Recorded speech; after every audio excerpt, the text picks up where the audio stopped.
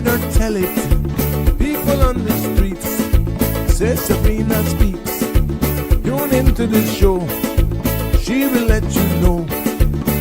Tell all your friends and family.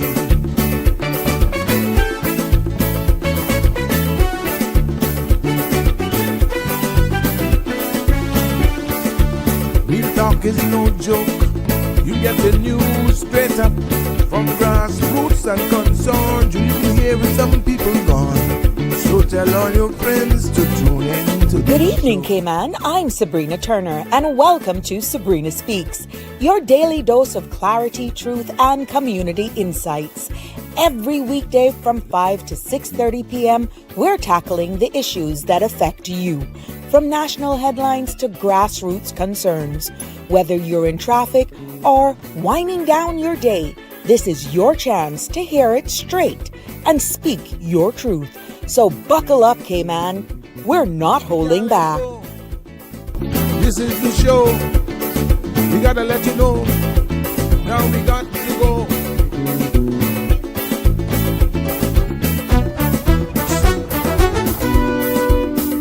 And now here's Sabrina.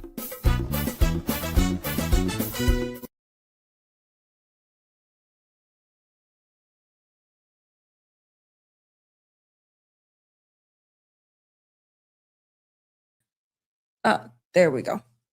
Hello. Welcome to another episode of Sabrina Speaks, Voices of the Islands, Conversations for the World, the podcast where voices rise, stories unfold, and inspiration takes center stage. I'm your host, Sabrina, and yes, it is good to be back with you on this Wednesday afternoon. Now, for those of you who are just joining us, welcome, welcome, welcome. If this is your first time, welcome to Sabrina Speaks. We are broadcasting live from the Cayman Islands, Monday to Friday from 5 until 7 p.m. And this is part two, a continuation of a discussion, very, very fluid discussion that we had yesterday. And it opened up conversations, and many of you have that have been waiting for years to really have. And despite it coming from a perspective of, I would almost say, anger, we started to unpack the residential tenancy law of 2009 and here in the Cayman Islands. And that law was passed, printed, and prepared, yet never enacted.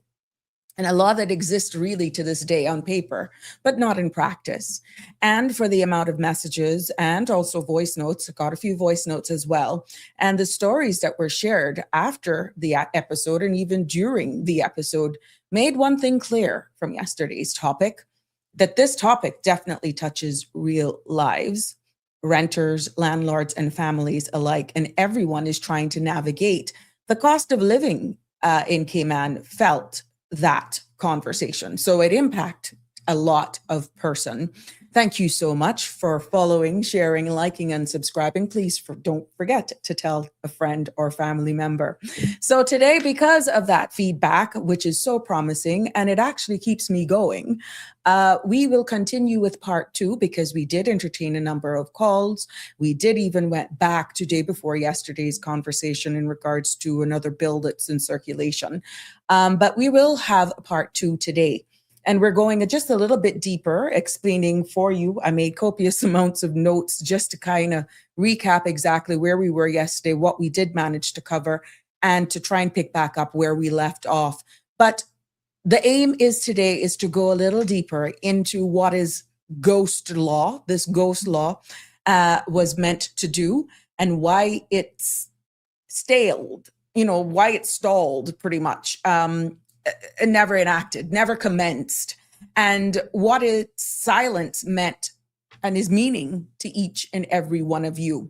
Now, before I jump in, let me just do some housekeeping as you all join me here on this live platform, because the content you're about to hear, including any discussions or opinions from myself, guests, and participants, is intended solely for general information and entertainment purposes. It's not a substitute for professional legal, medical, or financial advice. So I encourage you to consult with a qualified professional for specific concerns. Bridge Media Limited and all its affiliates disclaims all liability for any decisions or actions taken in reliance on the information presented. 345-936-8255 is the number to call to be part of this conversation this evening. You are also free to send me a WhatsApp on that number, or of course, from whatever social media channels you're streaming us live on. Feel free to comment and we'll definitely get to them. Without further ado, you know how we roll it here. Let's take a look at the weather forecast for tonight and into tomorrow. The synopsis calls for moderate winds along with rough seas are expected over the Cayman area today in association with a high pressure system north of the Caribbean. A small craft advisory is in effect through tonight, as the high pressure system is expected to weaken through the day, leading to moderate winds and seas by tomorrow morning. Now, satellite imagery shows scattered but fair clouds across the northwest Caribbean. The forecast for tonight calls for partly cloudy skies with a 20% chance of showers. Temperatures will fall near to mid 70s. Wind will be easterly, 10 to 15 knots. Seas will be rough with wave heights of 4 to 6 feet. A small craft advisory is in effect. The forecast for tomorrow calls for partly cloudy skies with 20% chance of showers. Temperatures will rise to the low 80s.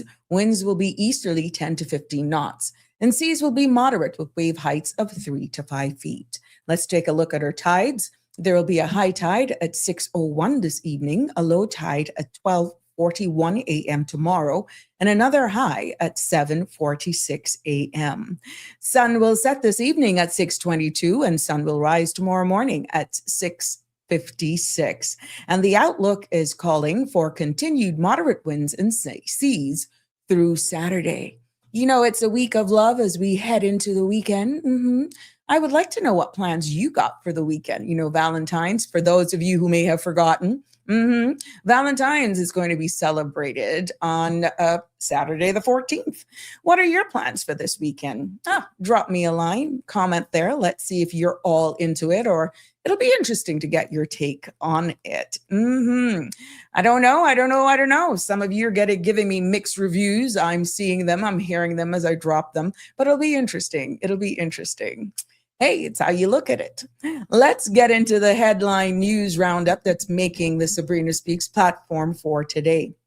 Now, we want police here in the Cayman Islands, local news. Starting with local news, police are asking for the public's help in locating 15-year-old Kayla Watson of West Bay. She was last seen just around 2:30 on the 10th of February at the Anthony S. Eden Hospital wearing her school uniform. The Royal Cayman Islands Police Service says that they are concerned for her safety and are urging anyone who has seen Kaylee or who may have information on her whereabouts to contact the police immediately or 911. Even small details could help bring her home safely. So your assistance, as usual, is needed in us helping to find Miss Watson. Yes, there we have it. And just continuing on with local news, the Cayman Islands government is re-examining several of its proposed new revenue measures as it fine-tunes the national budget in response to feedback from residents and businesses. Premier Andre Ebank says fee increases, including the still unimplemented changes to driver's license fees, remain under review as officials work through practical challenges such as verifying Caymanian status. Some measures like higher stamp duty rates in certain financial services fees have already taken effect, but others may be adjusted following further consultation. Now, the Premier says government must balance the need for additional revenues with the cumulative impact on business and consumers, noting that discussions are ongoing with industry groups, including the Chamber of Commerce. There you have it. So you see the impact of your input and the power of your voice. Continuing it on with more local news here in the Cayman Islands. The Cayman Islands government has cleared and leveled 8 acres of land on Fairbanks Road for emergency use, allowing temporary shelter units to be deployed quickly if needed as part of contingency planning for potential regional migration developments. Cayman is currently hosting 26 Cubans following the arrival of 10 nationals in Little Cayman on 1st of February. Now, while there's no indication of an imminent mass migration event, a multi-agency mass migration committee has been activated to ensure readiness. Officials stress that any use of the Fairbanks site would be short-term and tightly controlled, with long-term plans focused on a multi-purpose built detention and processing center. Now, following the recent detainee escape, CBC is urging the public to stay vigilant and report suspicious activities. Penalties for unlawful landing or assisting migrants include fines up to 50,000 CI, prison terms of up to 7 days. So there you have it. Giving you local updates and confirmation. This was one that we shared yesterday, but now Cayman Airways is advising passengers of possible disruption to its weekly Havana flights due to a jet fuel shortage in Cuba. A NOMTAM, N-O-T-A-M, issued by Cuban Aviation Authority says Jet A1 fuel would not be available at Jose Marti International Airport from February 10th to March 11, affecting all international airlines.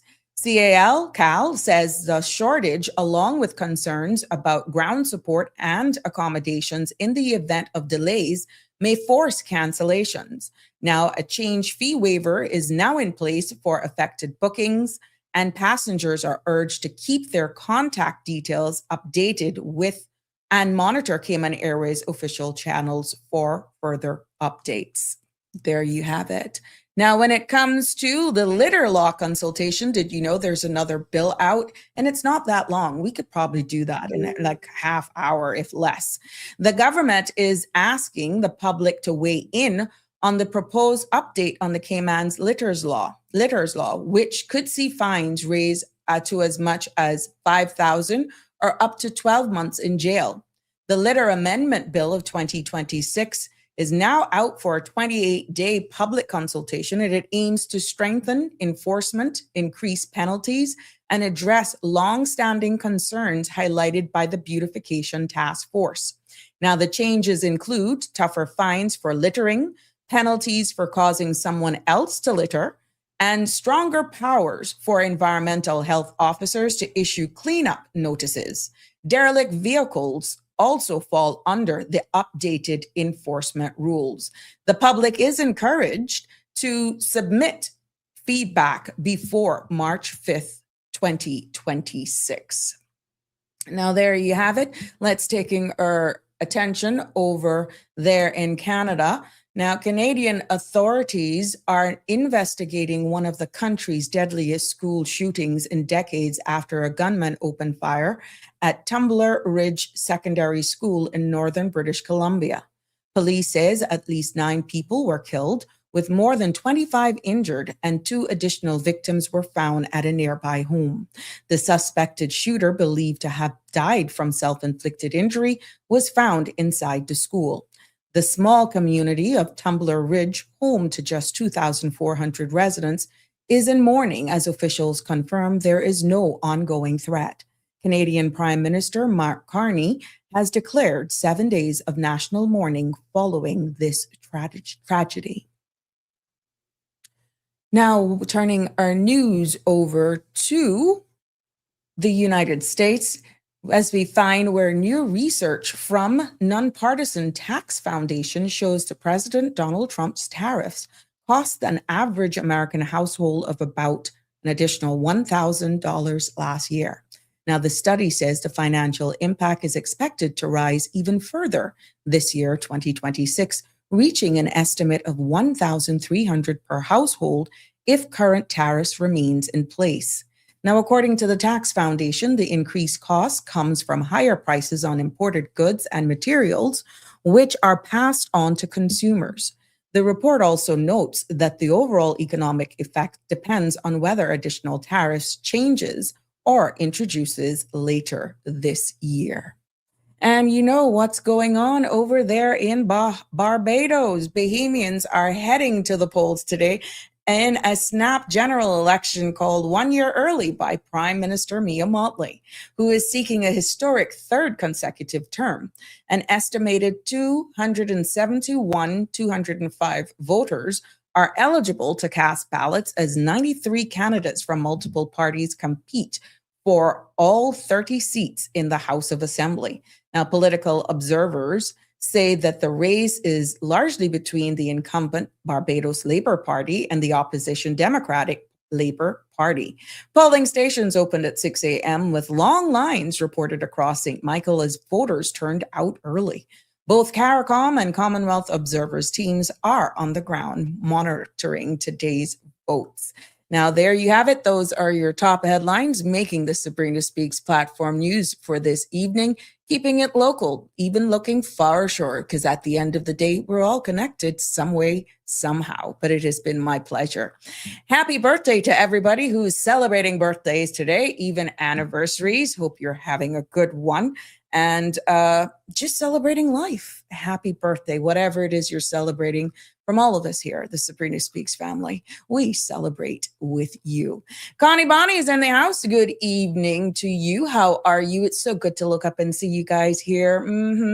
Hi, Ava. Good to have you here. Is this your first time? Welcome, welcome, welcome. Hi, Daddy Z871J. It's good to have you too. Thank you so much. I appreciate that. Damian Henry is in the house. How are you? How are you? Good to have you here. What is what? Hey, Carter. Hi. Yes, the number, as I said, is 345-936-8255 to participate in this discussion. We want to hear from you as long as you keep it respectful, and we prefer you to remain on topic. It makes everything go so much better. 345-936-8255 is the number to call in. The phone lines are open. I mean, we're continuing. It's part 2. So it's the number is there. So there you have it. Connie will be out whining and dining. You go, girlfriend. You go, you go, you go. I have no plans. I have no plans whatsoever. I'm one of those who just like to keep it on the DL. I am one of those ladies that just likes the just because you know how the reservations are going to be for this weekend. Anywhere you go, dinner is going to be, you're going to have to choose from this sitting or that sitting. Oh, I'm just so over it. For the day, I like the surprises. I like to be surprised. That's it. Clayton and Straight, how are you? Welcome, welcome, welcome. Phone lines are open. This is a continued discussion from yesterday. And Denny had asked, remember before, I think Mr. Balika called, Denny had asked, what if a tenant does not, I did it, I found it. It was section 68. If a tenant, going into the substantive topic, if a tenant did not want to allow the landlord in, and they were considering they followed all the rules and everything, right? Well, there is a process that was cited under this law that says how it actually should be handled. And it was quite interesting. It was quite interesting how it sat out in the law. I'm stumbling all over my words here today. And pretty much in layman's terms, what it says, 68 that says, this section 68 says violence for securing entry, right? Which ties in quite well to what we were talking. This particular section of the law makes it illegal for anyone, including the landlord, to use, let's say, if it goes into violence or threats to force their way into the property when someone's inside doesn't want to let them enter. So what that means is that if your tenant doesn't want to let you in, there's not anywhere you can push your way through. There is a process. There is you can't use violence. And if that tenant, putting this in layman's terms now, under this ghost law, residence tenancy law of 2009, it pretty much says that a landlord cannot use force, threats, or intimidations to enter, even if the tenant is being unreasonable. In section 68, as I alluded to, make that a criminal offense. So Danny knew what he was asking. What happens if after the 14 days? What happens if a month passed by and you still, after following all the rules, have not been given permission to enter? If you do that, under what was being proposed, it is considered a criminal offense. But it doesn't mean that the landlord is powerless. There is recourse. And you just have to go through the proper legal channel, which is one of the things I feel that Danny, in his reading between the lines, saying it but not saying it, was trying to get across. Because one, this means that proper written notice was given. Let's say the landlord followed all the rules as we outlined yesterday. Proper written notice was given. The reason for entry is lawful for inspections, repairs, and emergencies, etc., and/or emergencies, and the timing is reasonable. If all of that was actually followed, and the tenant still refused entry, then the landlord can take the matter to court. Here we go again. And then the landlord can apply to the court for an order that grants lawful entry or compels the tenant to comply with the tenancy agreement once the court issues an order refusing entry because of the legal violation is just a disagreement. Now, one may say, well, you got to go through all of that. This place is mine. I'm the landlord. I own this place. It's all about balance. And I think, again, not speaking for Danny, it is what he was saying. Do we want these rules so that you have to go through this because all of these will actually have fees? And you may say, well, then why does the law work this way? The law as proposed, even though not enacted, I need my first-time persons to understand this is a continuation of yesterday. This 2009 law was never enacted in the Cayman Islands. We're still operating under a law that goes back to the 1960s. So yes, technically we're out there. You have to have a lease agreement if you are a landlord, and you must make sure that you yourself as a landlord, and if you're looking at the space of a tenant, that both of you follow the rules and that is outlined in that lease agreement, and at least be reasonable, right? So why the law works this way, as I was saying before, is because the law at the time was designed to prevent violence or force evictions. It was also envisaged at that time that it would protect tenants from intimidation, and also that it would also have insured landlords still have some legal pathway to access their property. And really, it's about safety first and then process, right? And what landlords should not do if this is the case, even if the tenant is being unreasonable. We kind of got a story yesterday that tread along the lines of unreasonable, not wanting to understand, right? The landlord still must not force their way in.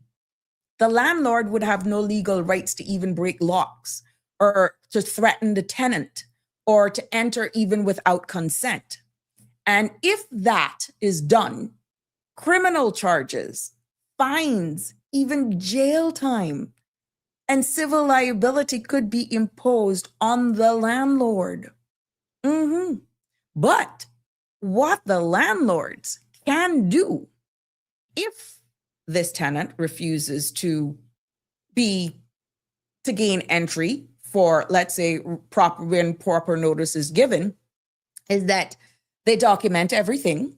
They keep copies of notices as well, and record the refusal in writing, email, or even a text. And yes, that's where the legal system comes in to apply for a court order. So bottom line is that tenants cannot block lawful access forever. But landlords cannot force their way into an apartment either, in any way. But the law then, as proposed of 2009, expects both sides to be reasonable, to follow the process. And if the process was broken down for whatever reason, then the court becomes the referee. So I just thought, because that stood out yesterday, remember we were talking about gaining entry for emergency or repair services to inspect. Yes, that is what is actually there. So Dan, I knew what he was actually saying, to be honest with you. Good evening, caller. I'm hoping we are hearing you live. Let me know if people can hear you. Good evening, caller. Hey, welcome. You're live. Hey, Sabrina. Hi. How are you? I am fair to fine. Continuing on with this very interesting conversation. Yes, it is very interesting and it's very enlightening. No, I just wanted to how you can kind of get around that a little bit about getting inside your place you have rented to a tenant. I do my own pest control. Mm-hmm. So I go in once a month to spray, and I spray outside all around the apartment, the windows, that type of thing as well. Mm-hmm. So that gives me an opportunity to see if the property is being maintained and, not filthy, just any damage, that type of thing. So you just do a 2-for-1? Yes, ma'am, I sure do. Once a month, I get to get in my apartment. It's in the lease. Mm-hmm. And we were speaking of the lease yesterday. It's a very detailed lease. Just unfortunately, That little bit. Yeah, I mean, if this apartment was in town on 7 Mile Beach or any place like that, it would go for between $2,500 and $3,000 a month. Right. But because where it's located, where I have the apartment out on the other side of the island, Mm-hmm. that's why I rent it at the price that I do. Mm-hmm. And it's like I said before, I've never had issues with any tenant in 30 years. And I really don't have, the only issue I have with this particular tenant is, the upkeep of how the apartment was found and the amount of money that was invested into the apartment. Mm-hmm. Which I do every time a new tenant moves in. Mm-hmm. I mean, I do the sheets, I do the linen, the towels, I do everything. I mean, there's bamboo sheets, there's bamboo mattress cover. It's, I go all out. Like if I wanted to live there. Right. But now you may have, again, here we go again.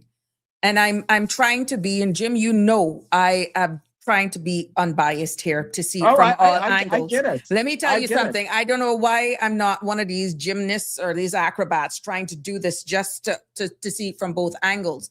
But you cannot really, you got to separate from what I'm trying to say now, how you see it, and try to get yourself into a neutral place where you're not thinking that way, but it still meet a livable standards, because there is a melting pot of who could be looking at your property to rent, and what they seem as higher standard may not be what you look at or what it's just culture, surroundings, where you're coming from. You see what I'm saying? It's a delicate dance around the subject, to be honest. I'm very, very selective, and many times than not, it's been rented sight unseen, based on the pictures or the videos that I send to the potential renters. Renter. And I make sure I cover all areas there. I mean, I have all the before pictures. I always take after pictures when somebody moves out. Just so if issues do arise, like the one that I am concerned with right now, due to the the salt air, the moisture, mold, that type of thing. I make sure that, okay, here is the before pictures. So if anything does have to be addressed in a civil matter, I have that proof. There's also a checkoff list. I mean, everything. Well, it from sounds to me like you pretty much got it covered. And if you looked at the link that I posted yesterday, right? If you Yes. really follow that, even though this law is not enacted, has never came to fruition, you can pretty much build your lease agreement around what contents were actually put in there. And it pretty gives you much a good head start, to be honest. Right. Yes. All right. Well, I was just interjecting. If somebody wants to be able to get into their unit and see what's going on, put it in the lease that they will be, doing the pest control, and it will be done on a certain day of the month, the beginning of the month or whatever, and they can always go in and see what's going on. There we go. Well, I'm hoping that you get this one sorted out quite quickly, and that things work out for you. I'm not really overly concerned. I just know now that the next go around that I will have it in specified in the lease. There you that go. It's, and I might even put a locked cover over the thermostat. That's right. Ooh, good for you. Well, then you better make sure that is explicitly clear. Oh, yeah. Bold and italics. Oh, you betcha. Because what happens on those nights when it's really, really cool and you just got to still maintain? Oh, you just can't, you don't want it above 80 is what you don't want. And you don't want, you prefer the windows to not be open. Yeah. Well, it's all, we live and learn. There we go. All right. Thank you so much. Bye-bye. There you go. Bye-bye. The phone lines are open, 345-936-8255. And, one of the questions that came up yesterday, quite a few times, and I think we wind up with that as well, is then why wasn't this even considered? Why are we still actually don't have, you would say, a more modernized laws that govern this type of thing? And that is another thing that we need to be in consideration of. I know the spin that Danny had put on it. Why do we need government to regulate everything? Now, I know it could be just for devil's advocate, looking at the spin side of things, but what if we were a society where there were no regulations, no rules?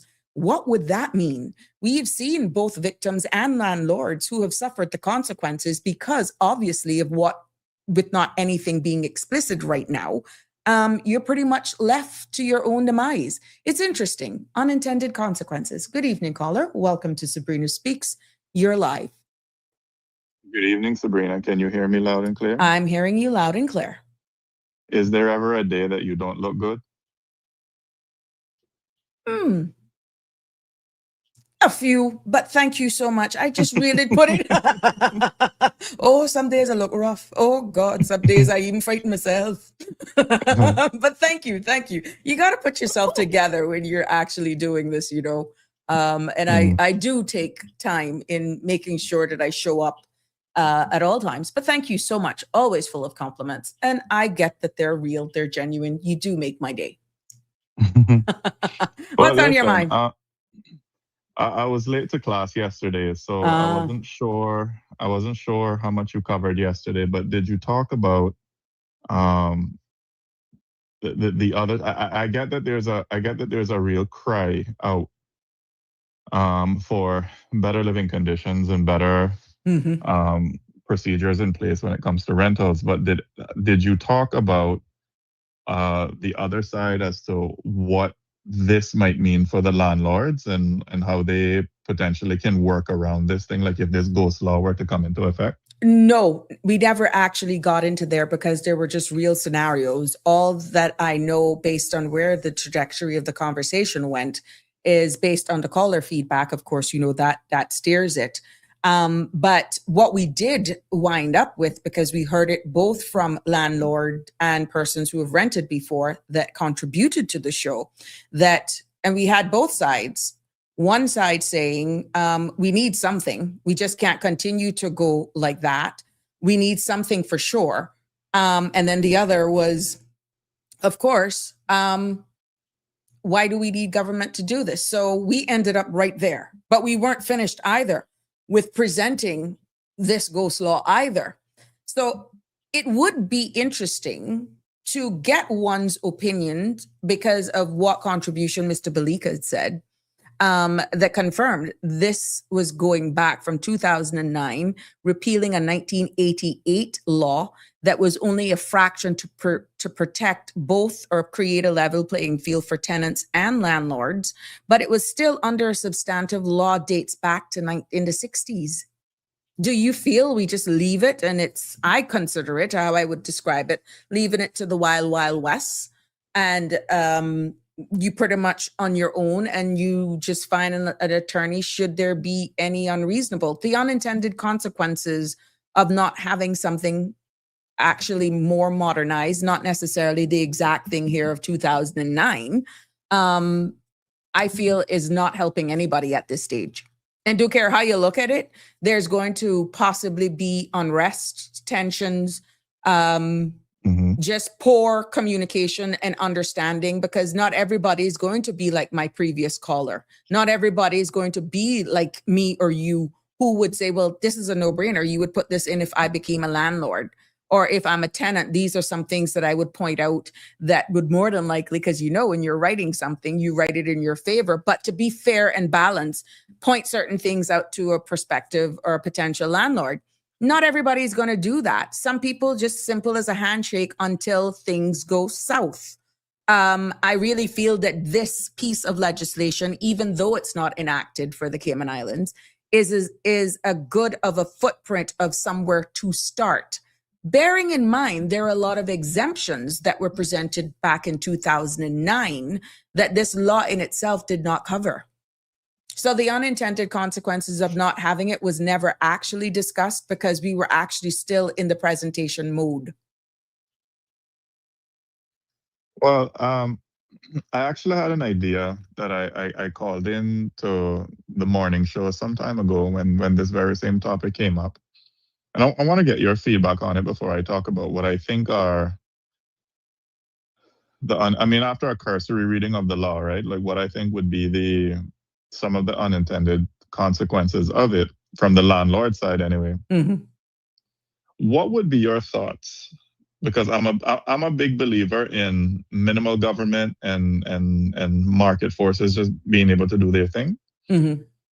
What are your thoughts on perhaps setting up an official, how do we say, like a landlord tenants scorekeeping scoreboard or something where good landlords, right? Good landlords who how do I say this? Just get it out. We'll sort it out. Yeah, good. Like okay, so like the slumlords are weeded out because they would get a negative score, and the good landlords are given positive scores. And instead of penalizing all landlords and making it more making it harder for all landlords, why not just recognize the good landlords and then allow them to continue renting the way they want, and then it weeds out the bad ones, the bad actors. Hello, can you hear me? Yeah, I'm hearing you.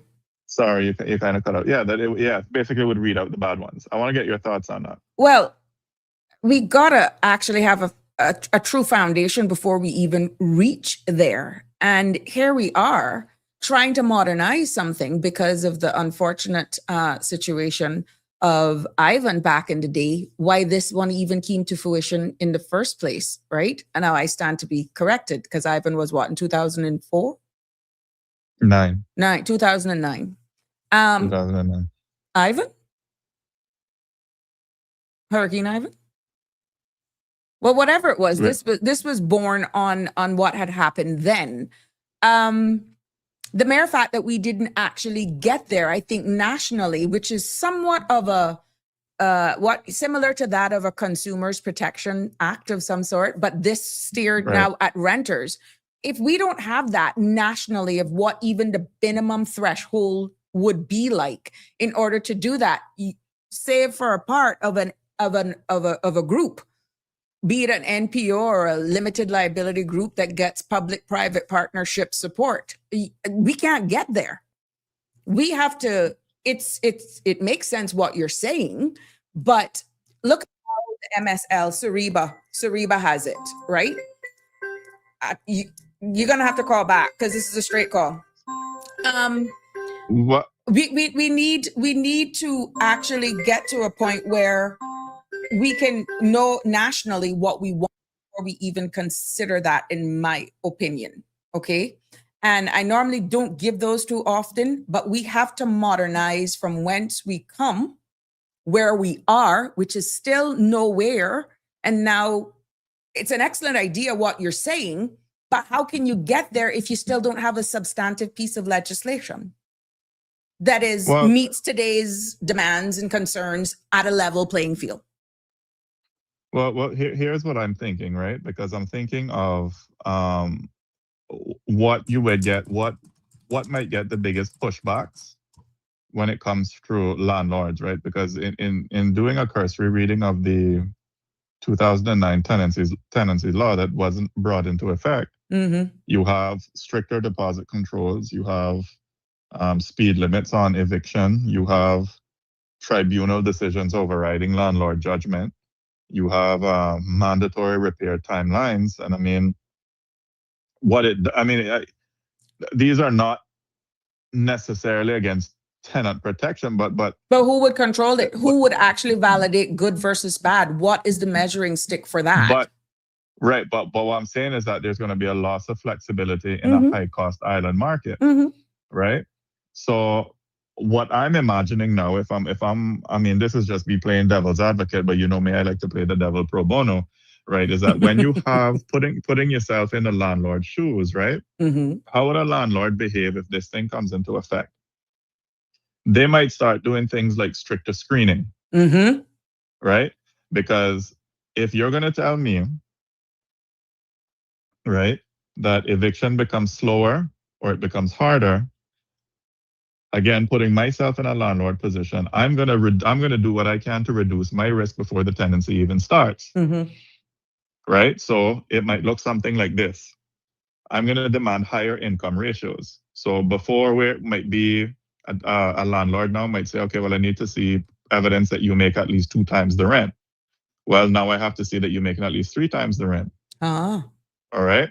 I might say, well, I prefer to rent to government or corporate employees. Never mind anything about NAU, because anytime you go on any rental websites, they're talking about no NAU. Yes, they're putting that. Yes, straight up. Right. So I might shift. I might shift a model where I say I prefer tenants with local guarantors. Right. I might require stronger references. So what ends up happening now is that we have harder access to housing. Correct. For the young Caymanians that are starting out, lower income workers, self-employed people, new arrivals without any kind of rental history on the island. Then that could lead almost to a little bit of discrimination.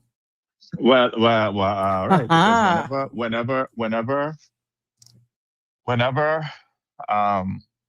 whenever you put a floor or a ceiling in effect, an artificial floor or ceiling in effect, other factors now become the determining. Hello? Of course. Yeah, you're here. Sorry. Go ahead. The other factors now determine whether or not a person gets a place or not. Right. Right now, how it is whoever can pay the rent. But now it's going to be other factors coming in. Right. So then what that leads to now, right? We have less access for what's already existing. Rent prices may rise as well. Rent prices may rise as well, because again, if I'm a landlord, my risk increases, because if you're telling me that I have to wait longer to evict my tenants, and there's restrictions on deposits, and I don't know who this tribunal is, who's going to be on this tribunal, whether or not they're going to do their job the way they're intended to do it, right? I'm going to bake that risk into the price. So what's going to end up happening now is that baseline rent is going to rise. Yep. But then I think that on the spin side of what Danny was saying yesterday, eventually what you think would happen, you've pretty much outpriced yourself out of the market, and people just won't rent from you, and you will still have your tenants, your units there. So it is the bottom line was, who would be doing all of this regulation? Why should it be government? And you're still having the conversation as to the gap that I'm still getting here is that something is definitely needed. You understand? For clarity, some sort of regularization is needed. Yes. Thank you, William Whitaker, for saying Ivan was in 2004. Hence, this law came about in 2009 because they realized what happened back in Ivan. So yeah, Ivan was in 2004. So this amendment, this law actually came about because of what happened in Hurricane Ivan. But also think about it. Another effect for this, Auntie Sabrina, is many people who purchase properties, and we're talking small landlords that might own 1 or 2 apartments, or they might have a duplex or a triplex or stuff. These are people that are looking out for their elder years, right? Mm-hmm. And in their older years, in their golden years, people looking to relax. People not looking to for more administrative tasks and more legal exposure. So what might end up happening, right? They might end up selling the property, or they might leave the unit empty, or they might switch to short-term rentals, which are only going to drive up the price even further, or they might keep the place for family use, right? So again, you'll have less rental supply, and what that leads to is upward rent pressure. Right. Right. So what may end up happening, right? Again, I'm just playing out extreme scenarios in my head, right? You might start something like an informal rental market might start to grow now. Mm-hmm. So you might have family or friend rentals that are quote unquote off the books, off record, right? Cash arrangement rents only. Cash arrangement rents only. Yeah. Mm-hmm. Unregistered tenancies, which are harder to regulate or to protect anybody. Right? Mm-hmm. If a deposit is capped, you might get landlords that might start creating things, other fees. Or in addition to the deposit, we're going to have an additional cleaning fee, or an administrative setup fee, or last month rent up front, which wouldn't be illegal, but it shifts the cost structure. Right.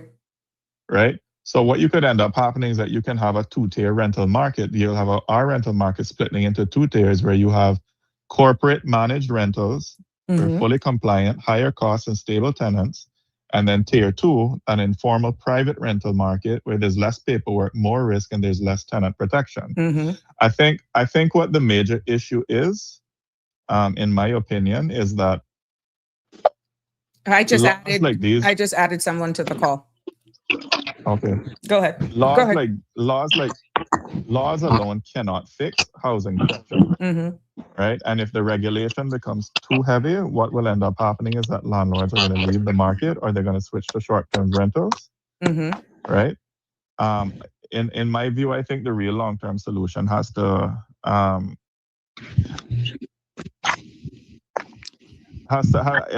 balance tenant protection with keeping landlords in the market and increasing housing supply in a sustainable way. Right?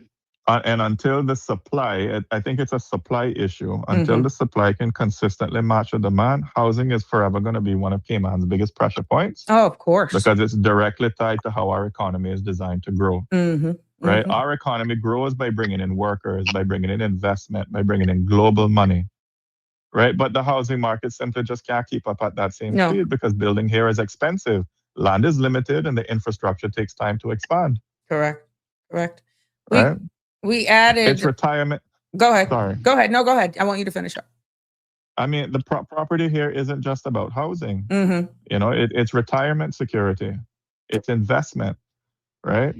And the prices are influenced by global income levels, not just local salaries. Correct. So when you have a small island like this, and we have no suburbs to expand into, demand is almost always going to outpace the supply, and that naturally keeps the rent high. Well, we've added Danny to the call, who was trying to call in. I don't know what's going on with your phone, Danny, but I added you to this WhatsApp call. Welcome to the show. Thank you. Maybe it's MI6. Maybe. I don't know. With you, anything. You're like a magnet. What's up? What do you have Um, to weigh into this caller's contribution? I love how eloquently he is explaining what is the hard, cold facts. He's always They, like that, though. I know. I listen to it, and see, so the thing that comes to my mind is this: if we could get people informed, okay, Mm-hmm. then people could drop unrealistic expectations. Let me give you an example. I think I can't remember the term that was used. Was it a commissioner that the proposed legislation? Commissioner. Yeah. The Commissioner, position. yeah, Yeah. It was a commissioner. um, okay. Only a politician could come on a radio show and explain to us that the government is going to hire a commissioner, right? And all of the related expenses to that commissioner, but it's not going to affect us financially. Only a politician could make that argument, right? Only a politician could make the argument that you run the risk of prison, loss of reputation, being dragged before tribunals, and on and on and on. And somehow this is not going to cost you anything. Only a politician could make that argument. And sometimes land law, when you think of rentals, sometimes people think just like, I rent an apartment, but rentals get more complex than that, right? Mm-hmm. And so in my view, instead of having a commissioner that is dedicated to this purpose, what the government should do is allow for an expedited process in which it can be taken before a judge in the court. And it's not a formal thing where you have to line up with your lawyer and they line up with their lawyer, right? You can, and so you have someone who's competent and have an in-depth understanding of all of the wide range of possibilities that could happen when you're in a dispute that contains land. Because land law isn't as simple as you think it is. Yeah, it's true. Right? And just for the sake, Danny, stick a pin just so that we can make sure that everyone understands where we're going with that title that you called there. Section 9 of the Residency Tenancy Law of 2009, they had a position who would have been called residential tenancy commissioner or commissioners, where under this 2009 law, it says that the governor would appoint one or more people to act as a residential tenancy commissioner or commissioners. And their primary job would be to help settle disputes between landlords and tenants, kind of like a referee or mediator. So just to make sure that people understand that this was a whole new position that was actually cited in the law that would be chosen by then at that time. And as this law states, by the governor would appoint this person. Yeah. So right there alone, you're raising the cost. And then okay, so let's think about this for an example. Let's say that there's a dispute between the commissioner and the landlord about his judgment in a particular situation. Mm-hmm. How long would that drag out for? I guess there would be like an appeal process, and how much would that cost the landlord in lost rent and so forth, and reputation damage that's going to come up as a result of somebody else looking at a property that they don't have any financial interest in, making a decision because it's not costing them, it's costing the landlord something. And what I'm trying to get around to explaining here is that in instances is going to require the landlord to do all of this by lawyers. And unlike our friend on the phone here, who's the devil's advocate pro bono, lawyers don't work for free. Exactly. Okay? And so what I'm trying to say to you and the public is this: the customer always foots the The bill. bill. Okay, that includes the legal fees. Mm-hmm. Okay, understand that the more unreasonable you be with a situation, the more it's going to cost.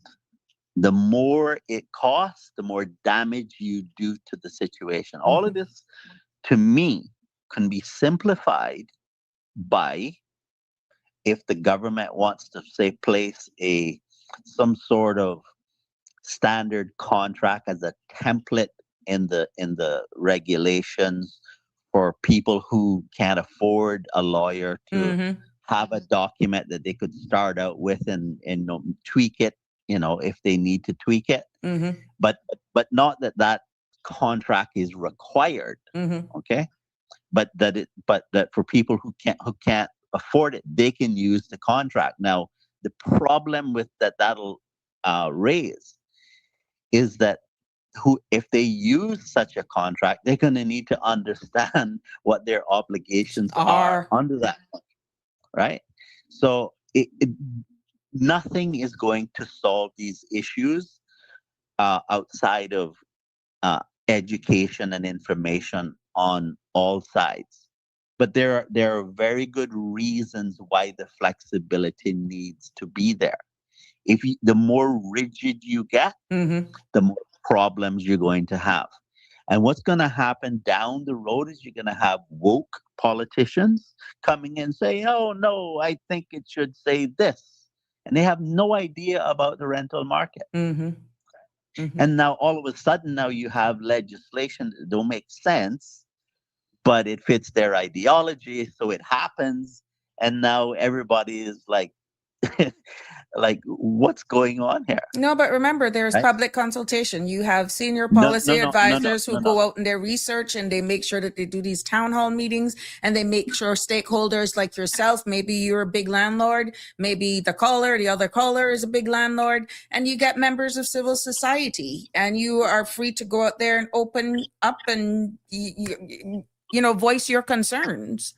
So it's not that you may have these woke politicians. They have Yes, it competent is. senior policy advisors that should be able to go and research and come back and present, the pros and cons.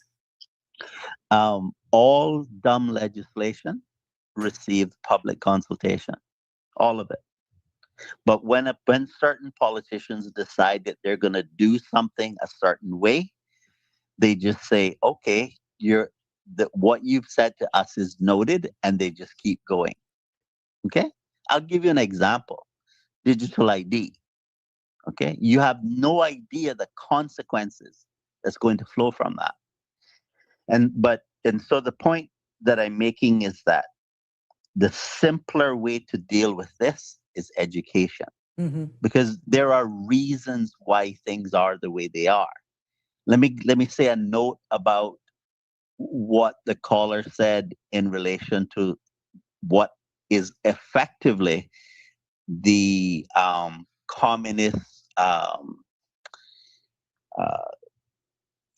social credit system.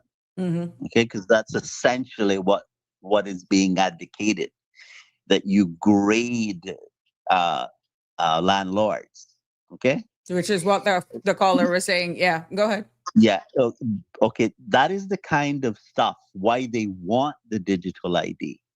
But the point that I'm going to make to you about that is this: is that when you get what you're asking for there, you're not going to like it, because the direction that it's going to go in, I'm afraid to tell you, the promises versus the reality that you'll get will be quite different.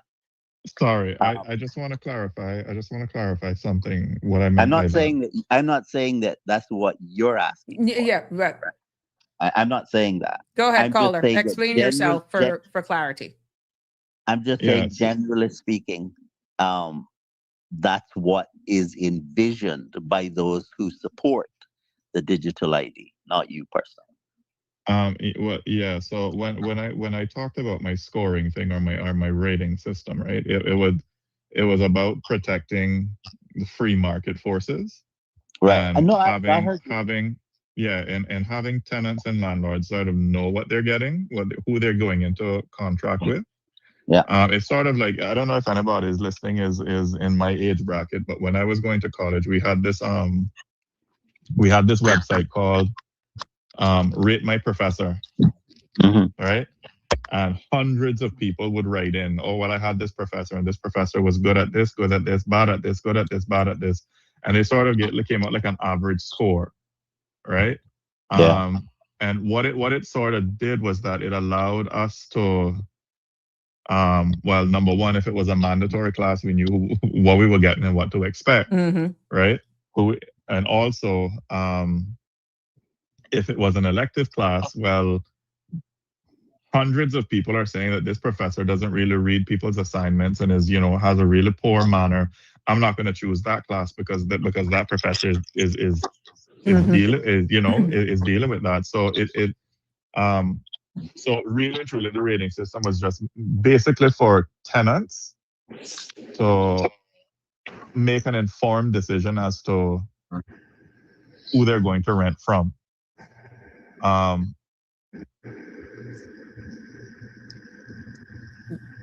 Go ahead, Carl. I hope that I was clear. If I wasn't clear from before. Well, all right. So, all right. So let's say a situation turns sour, right? And someone decides they're going to teach the landlord a lesson. And they say things that aren't quite so. How do you get that removed from the record? You mean from the national record then, because of, let's say, the hypothetical, the ID now controls this rating, this scoring. No. Give me some more detail. I'm not quite clear. Yeah. So in other words, I'm your tenant. Okay. And the relationship between me and you goes south. And and for malicious reasons, I'm going to teach you a lesson. And so,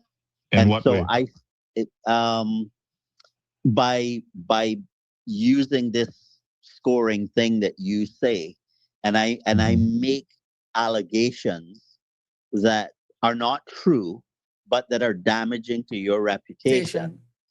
How do you as the landlord get that off of the record? Because that's going to impact your reputation and you financially. How to deal with that?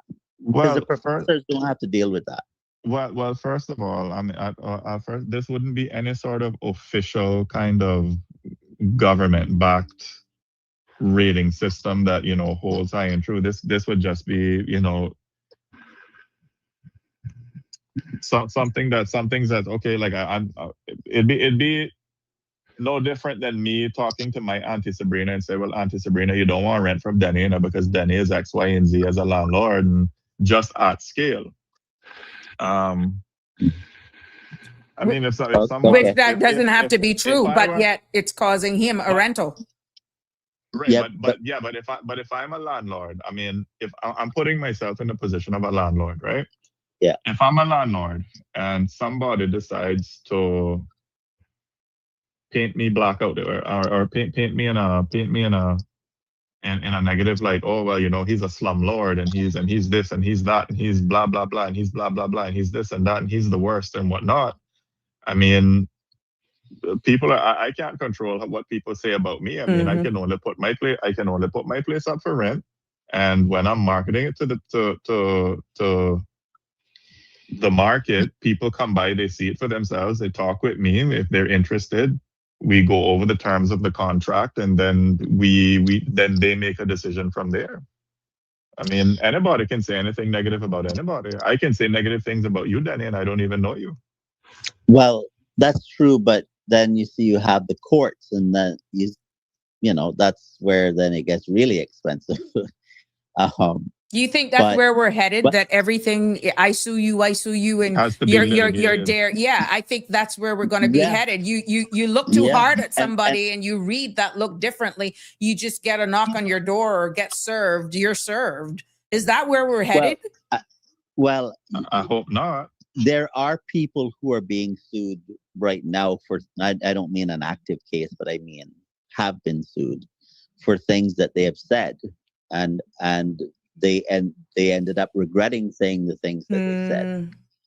And what I'm saying to you is this. So let's take it a little farther.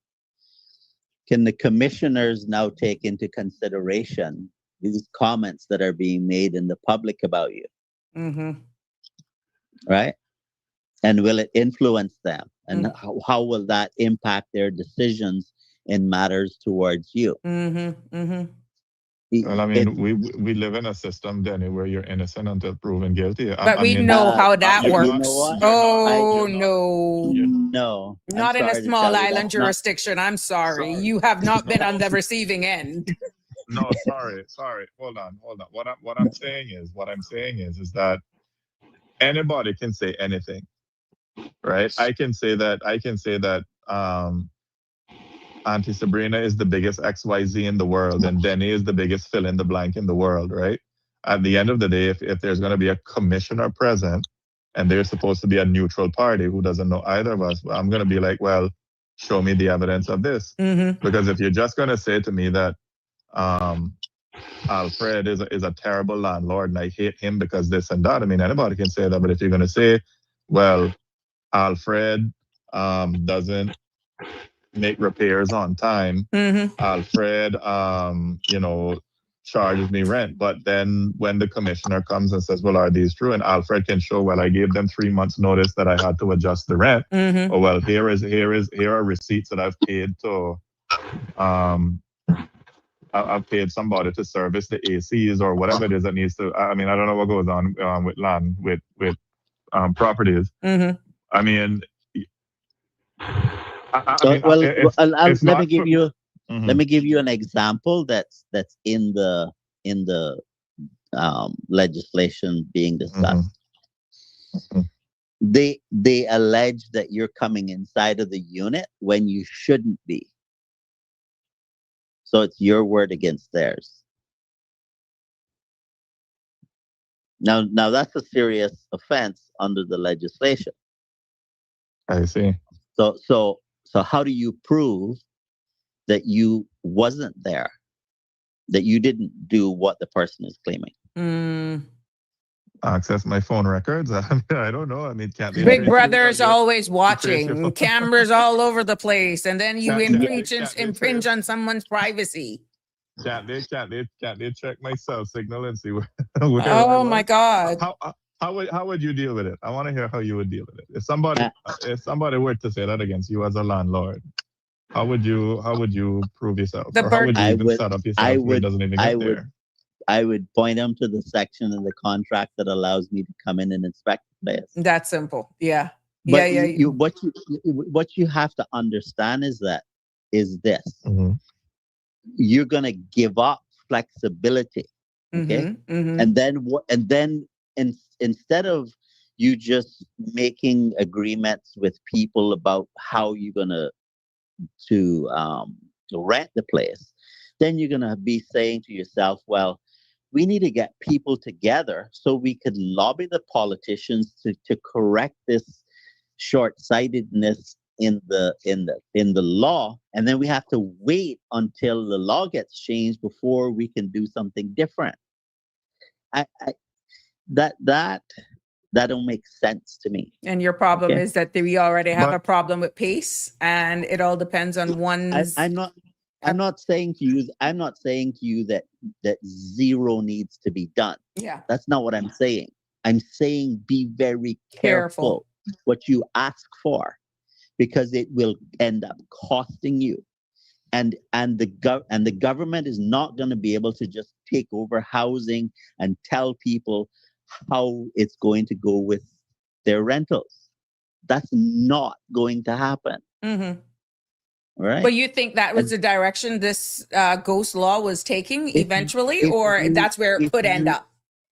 It could, because if you listen to what people say, is that there are people who believe that you need to have rent control. No. But they're saying But that even with but what groceries and certain items for the supermarkets, that should but be what does basic. that look like? Wait, Ah, I have to jump in here. I have to correct. jump in here Correct. because I agree with Denny insofar as you want what you want till you get it, Yeah. right? But what people when people say rent control, I mean, people need to understand that Cayman is a high cost built environment, and you have real cost drivers. Like, I mean, to build a place, import materials, there's shipping costs. You got hurricane building standards. To pass something in planning is a slow process, as many of my friends who are building apartments will tell me, right? Then there's insurance. Then there's a skilled labor shortage or skilled labor shortages that affect with the building price. And there's the land cost, and there's the financing cost. I mean, even ethical landlords have to charge high rent just to break even. So when people say they want rental controls, the problem is a supply issue. Yeah, and which brings us to this next point. Then there is the crowd of climate change. They don't want any more build because they think, well, we've built too much already. And so what that does is that it doesn't allow for easing of the pressure. So the government, on one hand, has policies that restricts the ability to get to supply what is needed that they want on another hand, because the government will look at it and they'll say, well, we want to build the financial industry or the tourism industry as an example. Well, that has associated consequences. And so you have to meet the demand in order for that to happen. Well, if you're not able to meet the demand, then somebody's Yes, calling. go straight. Yeah. If the developers are not able to meet the demand, Mm-hmm. then you're not going to ease the price pressure, right? And then let's just say you have Mhm. another hurricane. Let's call that one Ivan's ex-wife, and Mm-hmm. you have even more damage than Ivan did. Okay, Mm-hmm. and so now you have a shortage of places for people to live, and now you have a very bureaucratic environment to get back to having those places repaired. Mm-hmm. Okay, you don't want people to live in certain circumstances on a regular basis, which I completely understand. But in an emergency, you may have to lower your standards. Okay, because it's either that or you sleep in a tent on the beach, which is illegal, by the way. Or under the stars. Yeah, what I'm trying to say to you is that it's not just about, oh, this is a low standard place. There are more issues to consider. When you're doing legislation, you have to do legislation that takes a lot of things into consideration. And I think that being too prescriptive Mm-hmm. is unwise. I think the wiser thing to do is to have a public education program to get people to understand why it's important to have the flexibility, why it's important to be reasonable. And I'm not saying that people should just be able to keep their places however they feel like, but you know, you got to understand that when a third party is making a judgment about what they think is adequate, that sometimes can end up in a lot of confrontation. Well, can I get one of you? Because I want to try and add somebody else to the call, but I don't want to disconnect you guys. Sure, Okay. sure. So let me try to add this person to the call. But go ahead. Let's see. Hope I don't disconnect you. Continue with your conversation. You have anything you can reply to that, Alfred? No, I don't think anybody can disagree with that. I mean, I think that that's a I mean, more education is always going to be better than less Exactly. education. Um, but I mean, in terms of what the levers, because it's a supply issue. I think I think three realistic levers that Cayman could pull to lower housing pressure. Um, Even though they're not going to be fast and they're not going to be cheap, I think one would be to increase housing supply at scale, especially at the middle income housing. You have faster planning approvals for multi-unit developments. Give real incentives for developers to build long-term rental units, not just luxury condos. Everything on this island is luxury and luxury and luxury, right? Um, have some sort of public-private partnership for workforce housing, and work on higher density in specific corridors. Not everywhere, I'm not saying everywhere, but in strategic locations. And you're gonna get some community resistance. You're gonna have the NIMBY people coming in, and like you said, the climate change. And I mean, I'm not against climate change, advocates. I think that's one lever. I think also align population growth more closely with the housing capacity. So perhaps tying some work permit growth to housing availability, or requiring large employers to help house their workforce. Phasing labor expansion based on infrastructure readiness. And I think perhaps the another lever would be to lower the cost of building. Okay. And how do you propose to lower the cost of building?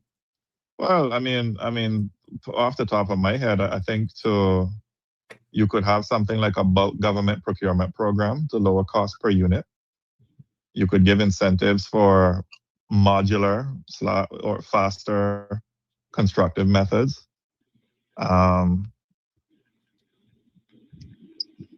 Insurance or financing mechanisms for workforce housing bills. Have faster inspections plus approval timelines, which reduces holding costs. I mean, that's a start. How would you improve the inspection timeline?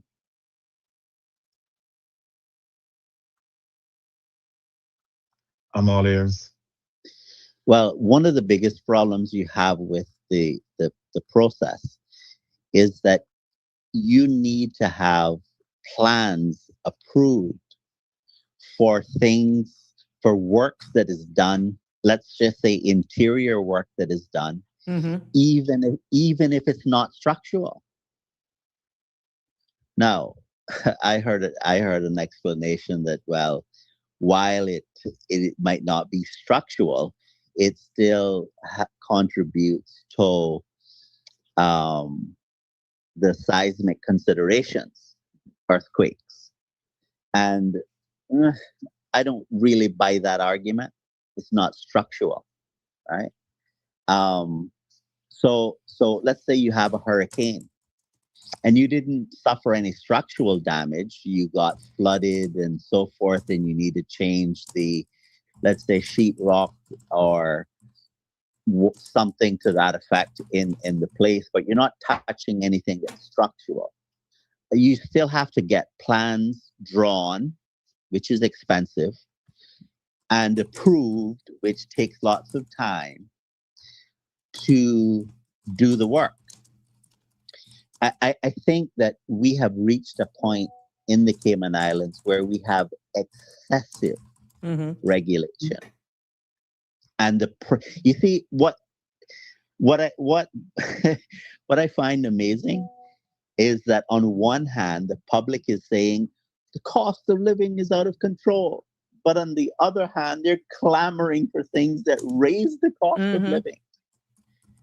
I just find that. I mean, you want what you want till you get it. Yes.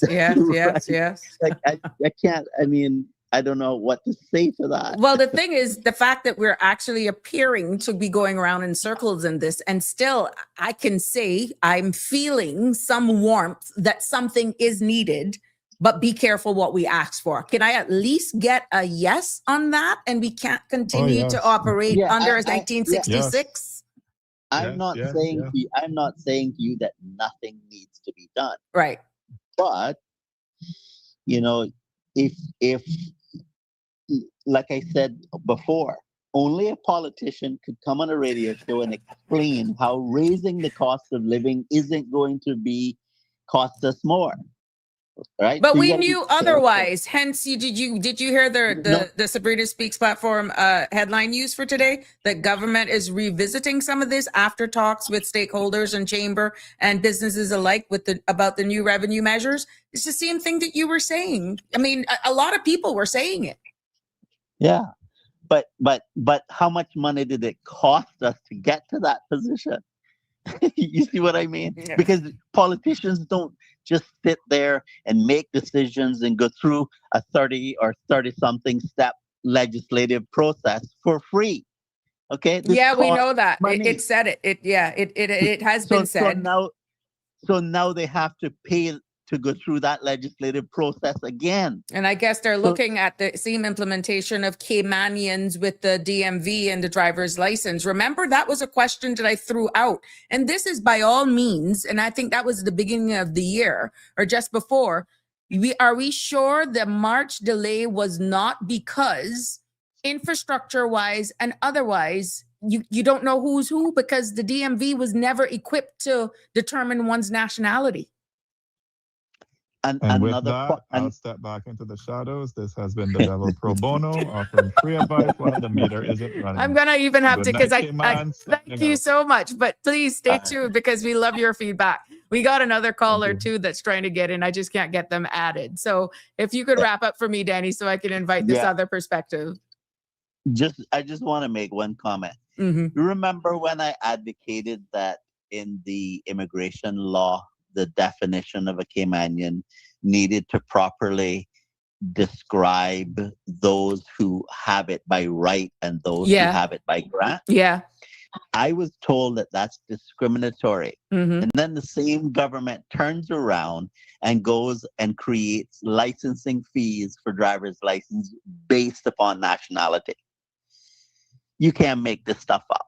But you see, unless you take people back and remind them of this, then you would have been seen like a troublemaker. Sometimes you have to go back, which is why constant and repetition at times, sometimes you will find topics and subject matters seem repetitive here, but it puts everything in perspective. Like I said, Taco Bell opened, they didn't survive. Olive Garden was once here and it didn't survive. We weren't ready for it. But that's just an analogy. I know. Jesus was a troublemaker. Look where it got him. Oh, that's deep. Oh my gosh, that one deep. You son of a gun, you. But thank you for your contribution as usual. Thank you so much. Right, Let's get another perspective on the line here. 345-936. Let's see if we can get this caller. My apologies, caller. Oh my God. Very interesting. Where did it get Jesus? Crucified. That's exactly what it did. Oh gosh. Very interesting conversations. And I like the fact how we can come back. Good evening, caller. You're live on Sabrina Speaks. What's on your mind? Yeah, good evening. Hi. Yeah, is there a renters association or something here that is registered? No, not that I'm aware of, because that is another way as well. I saw where something in the United Kingdom was coming up that there's a renters association there who were looking at defining their things, and you can just Google that as well. And they are calling for a meeting, and it's going to be virtual with certain changes that they're going to actually be making as well. So that popped into something, but to the best of my knowledge, there isn't a renters association here in the Cayman Islands. I agree with what Dan is saying and the other guy is saying, right? They got a point of view.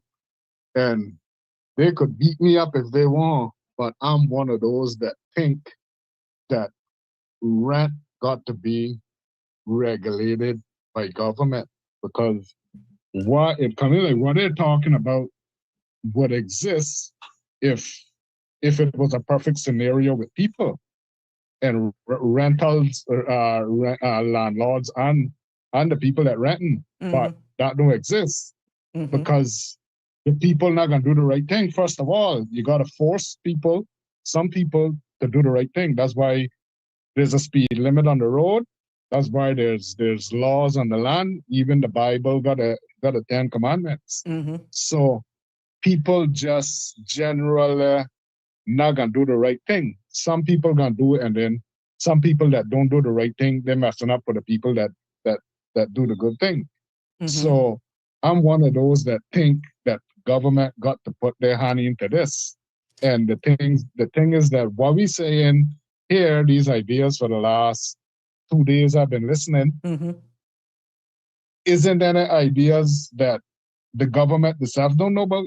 The governments past and present know all of these things what we saying, all of these ideas what we bringing up and things. It's just that they are afraid to go to the left or to the right because they can hurt somebody. Making the decisions can hurt somebody because not everybody gonna agree with what you're doing, but certain things got to be done to better the situation as a whole.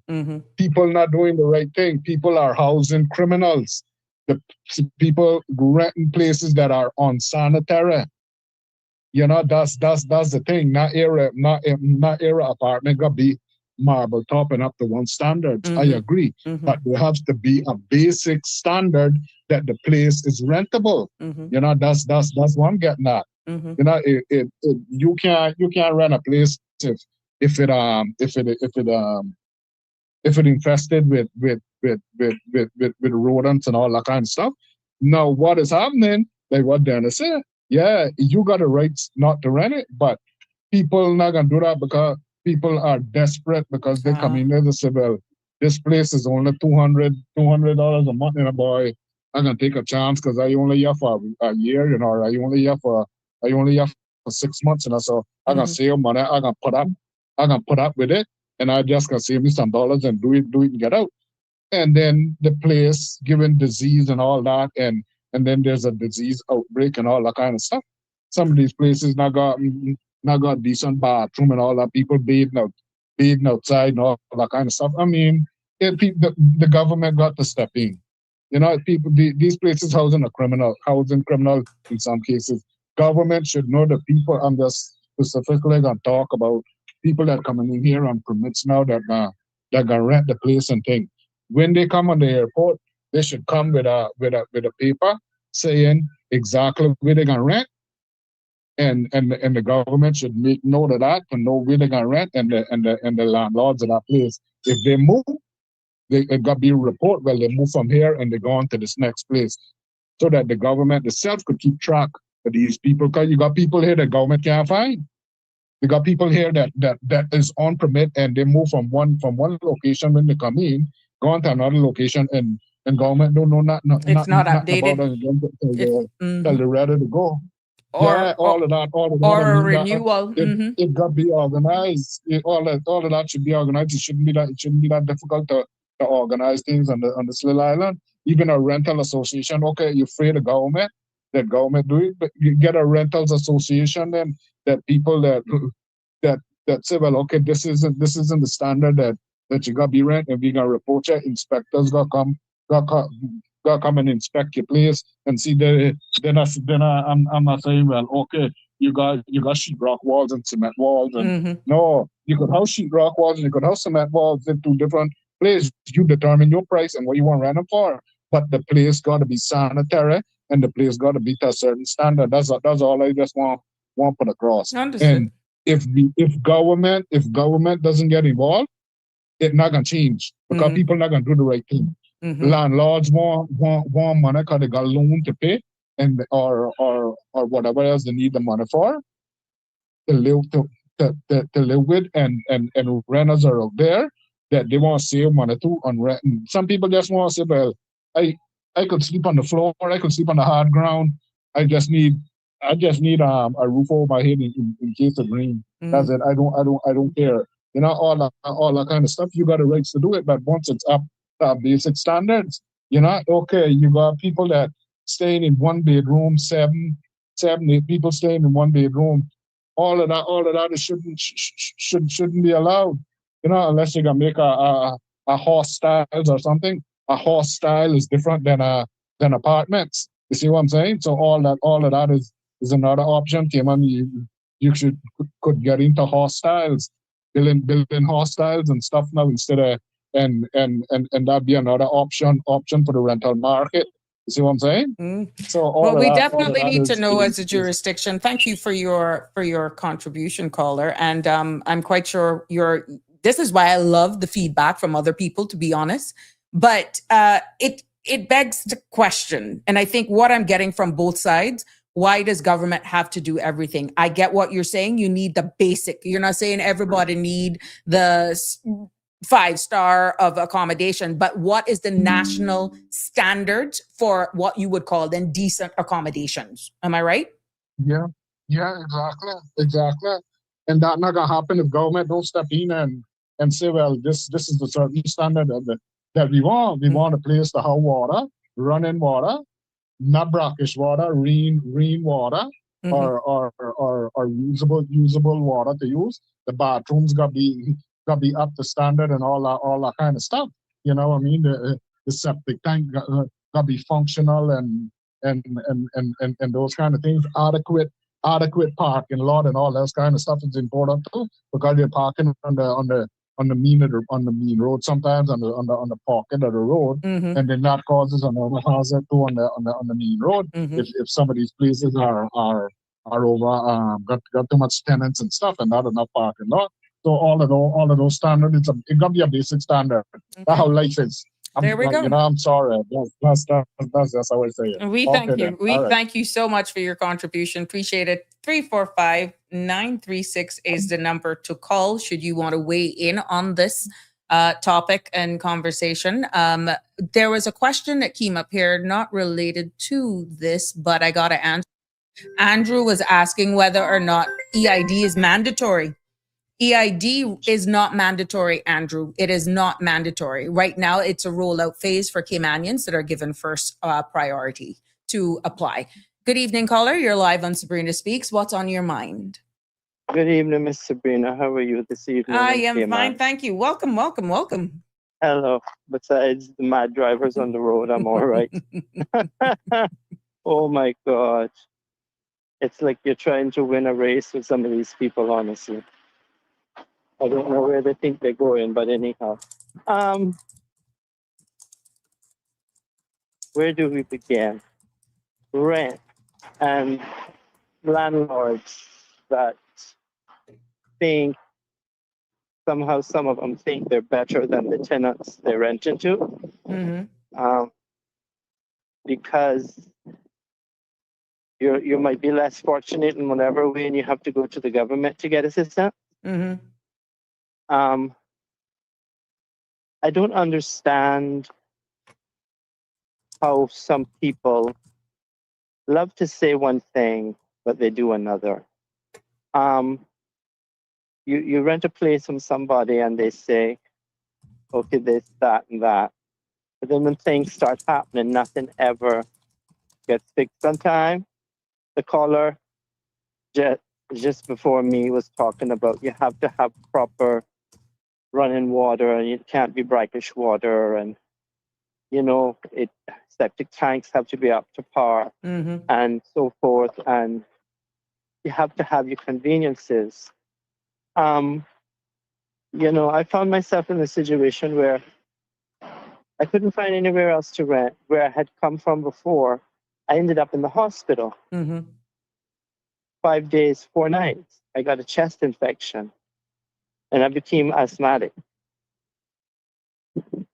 And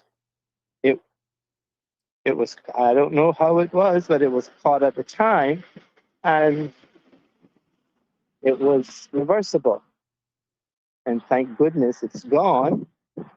But that was because where I lived, a studio rented from a Caymanian lady, big up in church too, and this is what I don't get.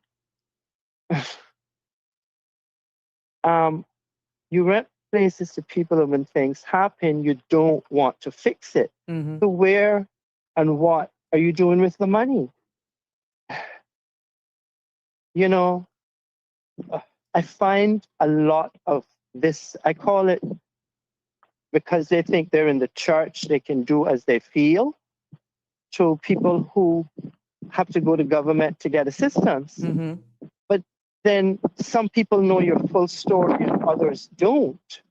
But yet you cannot look at your fellow Caymanians as a darn friggin' Christian so-called Caymanian, because I've had the bad encounter of having two. And it's not a nice position to be in. One, the first one I had to call the police to because I was threatened. And this is She your was doing landlord. like- Your landlord. Yes, she was my Caymanian landlord. She's an EMS at the hospital. I even sent Miss Lizette Yearwood an email and told her what took place. I called the police and told them she's not going to come and threaten me, but she's going to make my life miserable for the next 30 days. I said, oh, you think you are? Come on, show you whose life you're going. I told the police, go warn that woman. Don't come and threaten me. And then the last one that I just had to move from, her roof was leaking too.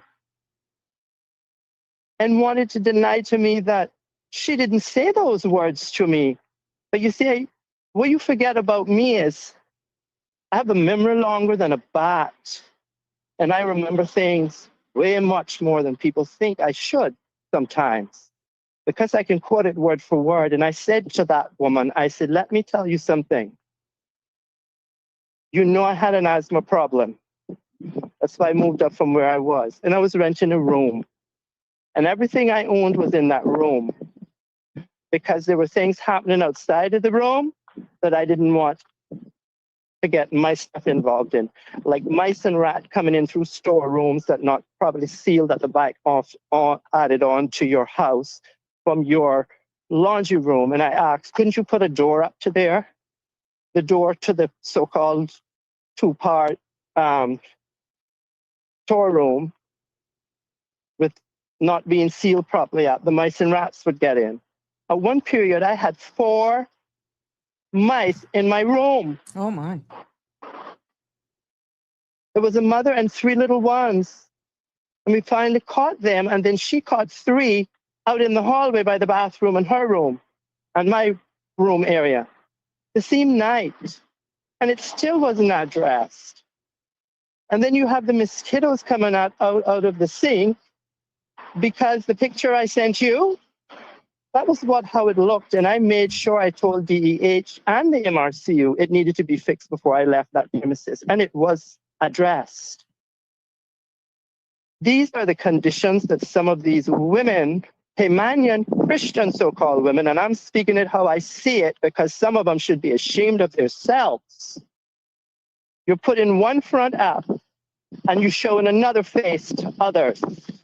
The churches are not places where you go because you go to treat your own Caymanian people who might be less fortunate than you think they are. But we are still human beings. And I have a word to say to her and the other one. You are wicked people. And I keep saying it. It's not money that is the problem in this country, Miss Sabrina and Cayman. It is the love of money. And it is loved by too many hypocritical Caymanians who think for some reason that going to a church makes you a Christian. And that people that are not what you think they might be made of, Almighty God still made us. Whether we're straight, bi, gay, transsexual, whatever people are. There is one maker to all of us. And some of these church-going Caymanian women should be ashamed of themselves, of how they carry themselves when money gets involved in a picture. And I'm painting the picture because it is happening. It did not only happen to me, it is happening to others. And it is our own Caymanians doing it. And when you go to the people that be at the DFA, they tell you they do not get involved in it. No landlord-tenant disputes do they get involved with or vice versa.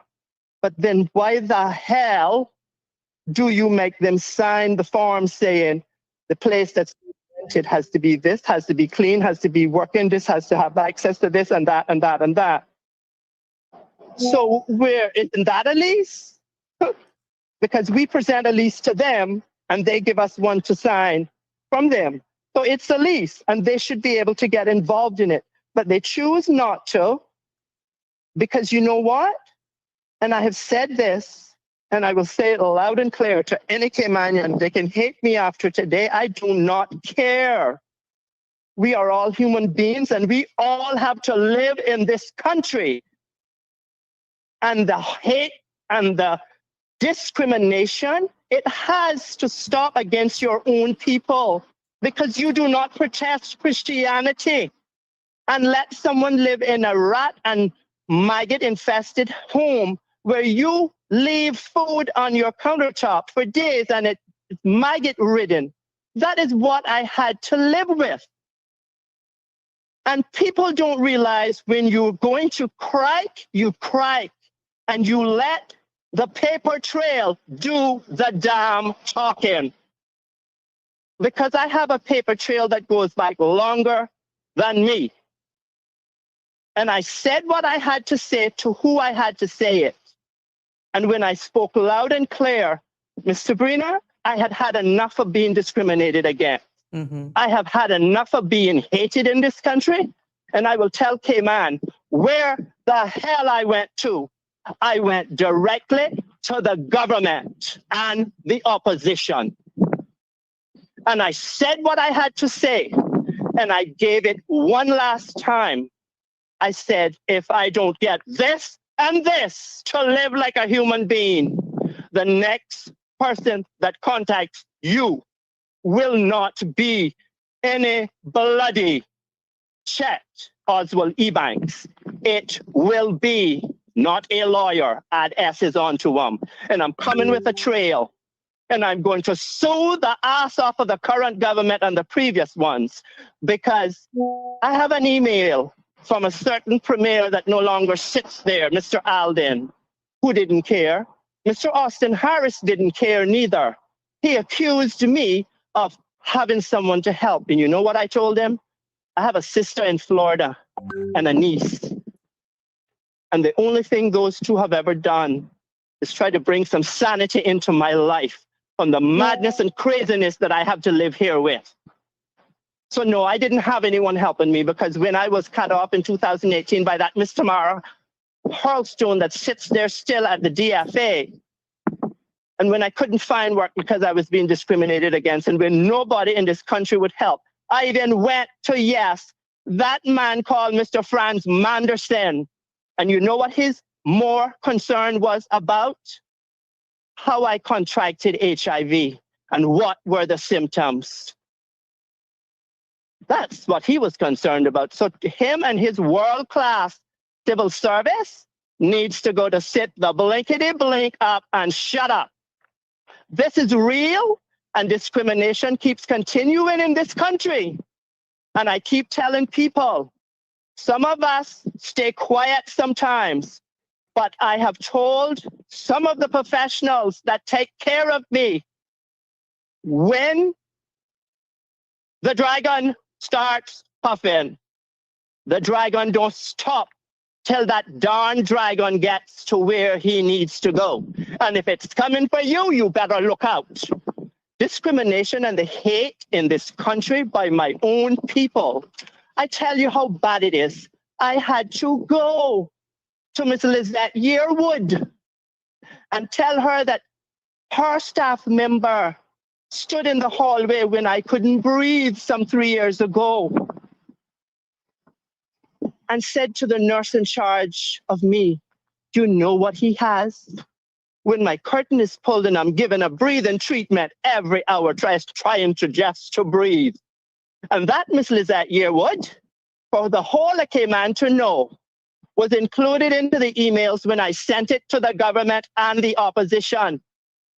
because I had had enough of being treated like a dog in this country. But caller, and I am done with it. Caller, this is where it goes back to us saying that we need some sort of modernization, because saved by you actually taking this to a civil matter litigation to court. Okay, they would have lost dearly because I would have sued them to pieces. Even going to one's employer would not have made a difference, because at the end of the day, I'm hoping that this place, and just for clarity, did you say that the landlord where you previously lived left food on the counter that was rotting? Yes, it had maggots on it. And you actually shared the same space as a common space? Yes, and not only that, she had a drug head doing stuff around her property and sleeping on her living room floor and using the same toilet that I had to use. And the man's teeth is rotting out of his head and he stinks. He stinks like he's dead. Well, that's what the DFA was told, and I told the government and the opposition it had to stop, period. But this is where we are saying now, outside of you taking, unfortunately, this matter to a court without some sort of modernization of some form of legislation, some sort of minimum standards of that you have actually described, all you're left with is litigation. Because and this is where it is a sad situation. I have to up on the screen the picture that you sent with the open hole, which I don't care. For clarity. You did say that this was corrected. Did you say that this was corrected? Yes, it was. It was filled in, and I can send you one when I get home, so you can see it and share it tomorrow or on your webpage. Okay. Yes, but this is what we're saying. We're at the point now where you are Caymanian, but it doesn't matter. What we're trying to say is that something needs to be done that creates a level playing field, some minimum standards that hold renters and landlords, and nationally then some sort of accountability is what we're saying. And I got from previous callers to pretty much agree we need something, but be careful what you ask for was the takeaway. Yes, we understand that. But if you are not, I mean, would the question I used to ask, would you want to live like that? Nobody deserves to live like that. And I told that to the Minister of Social Development, and I was told, no, you shouldn't have to live like that. And it's sad. But you're saying despite them saying that, there was non-action is what I'm getting from you, for clarity. They did provide some, what did they do? Some rental stuff off of EK, but then a miracle happened and a place was found by me. And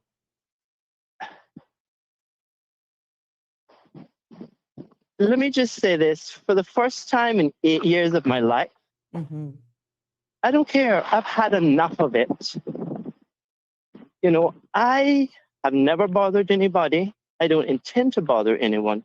But when you are pushed to the brink, where some people think that they are high and mighty and that the almighty doors of the church is where they run to, it becomes a sad situation because you have God, a wicked Caymanian, and money. And it's not money. I keep telling people it's the love of money is the root of all evil. And it rent control, it should come in some shape and form. And standards have to be set. Doesn't matter who you are, whether you're a dog out in the street and not got nothing, you're still a human being. Because you're a human being. And this country protests to be such Christian-like folks. So if I am a Caymanian and I'm coming to tell you, I've had 2 landlords from hell that I don't want to see and I don't want to even look at when I see them. I turn my head the other way because I do not treat people that way. And people have to learn to understand church doors don't make people Christians. I told my last landlord, you keep breaking down the church doors. You keep breaking them down. And you keep breaking down the church. But the only thing I'm chasing after is God and his son to get to Jesus Christ. You keep chasing the church and the church doors. But I said, God does not like when you do bad to your own people. Mm-hmm. That's the message I portrayed to her. And I'm sure everybody in Cayman is shocked because I am opening my mouth. But things have to be set in this country. We have to learn to accept and respect each and every one of us. We are Caymanians.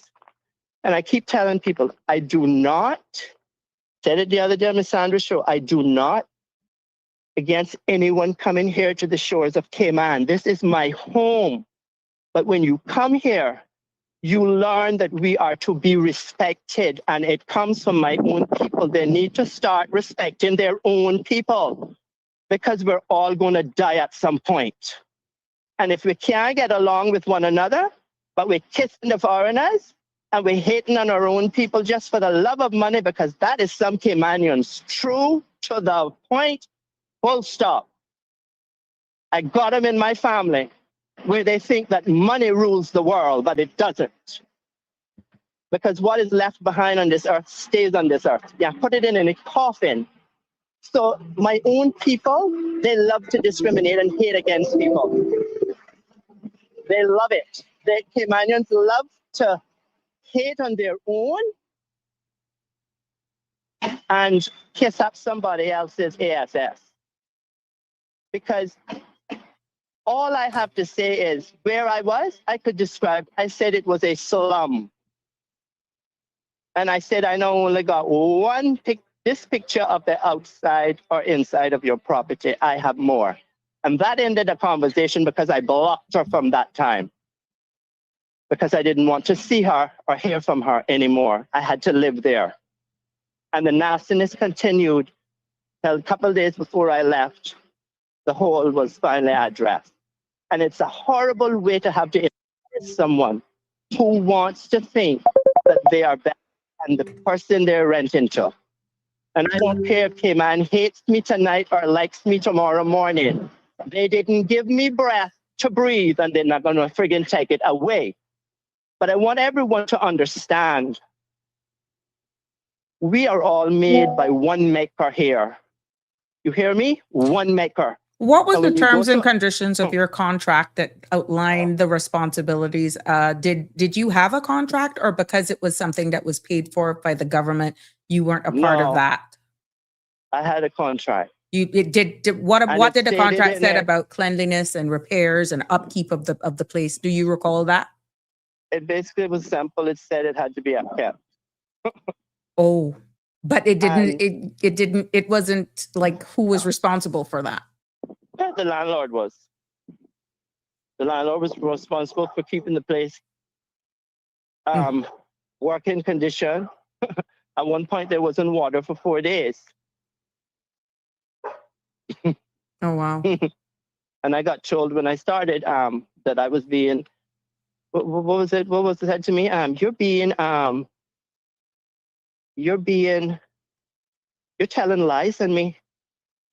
Yeah, still got the text. I blocked her on WhatsApp and regular phone. Don't want to see her, don't want to hear about her. She's the love of money. It's sad. It's really sad. But now you have found yourself better accommodations and you're feeling much better. Is that what I'm getting? Life is finally beginning to settle down, and I don't bother anyone, Mm-hmm. but I don't disrespect people. But when people come with me with disrespect, I'm sure it's the heck going to give it back to people now Mm-hmm. because I'm tired of it. I really am. And people better stop it or this dragon will start to roar. Because some of the worst are those police officers at West Bay Police Station. When you complain about traffic on the roadways, they don't do anything. So we can just leave that there and say to Mr. Kurt Walton this evening, this is one last chance, Mr. Kurt Walton. You heard my name. My mouth is big.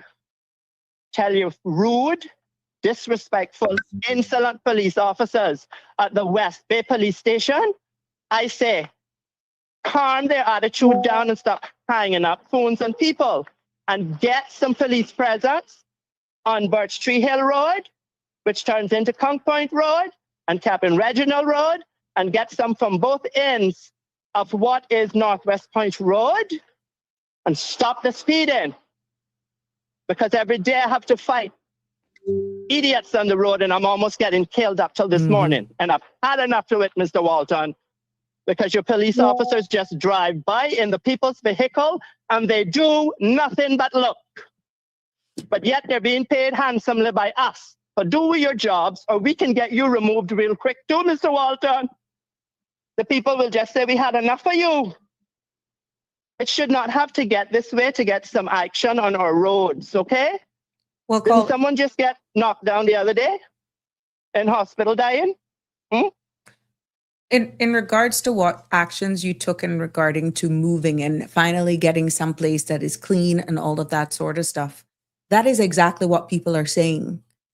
You had the right to move, but then you found challenges in finding something that was within a cross point that made it even more habitable, correct? Because if people do what you do, then landlords will actually get their act together by leaving. But many a times there's no choice. Exactly, because there's none available, is what we're saying. And it's sad because you know, it is sad. Because if you actually looked at it the way we look at it, you don't think we expect that we're going to take care of your stuff. You know, accidents happen in any time of our lives. But not everybody has the same mindset. Caller, we got to be honest. Not everybody is okay. We know. And this little shack is good to rent and does that. And this person will have to take it for how it is. And it's sad. You know, it's sad to see what some people have no choice to live in Cayman. And I think what needs to be done here, and I'm going to wrap up here within a minute, so people don't think I'm just rambling. But what needs to be done here, when housing is looked at, it has to be a holistic approach done to it. Because many persons that have to depend on government, which is in turn the people, we are all paying for it, whether we're getting help or we're not getting help. But we don't want to be treated like we're not human beings when we have to come to you. And people have to learn to respect one another. Dignity. And use the little bit of common sense we were all born with to help yourself and try to help the rest of humanity. But we are all going to have to look at it in a societal view. And what that means, whether the government has to come to the people and do a referendum and say, look here, this is how we are wanting this to be. Do you agree with what points or whatever we're trying to change here? You know, it has to come from the government.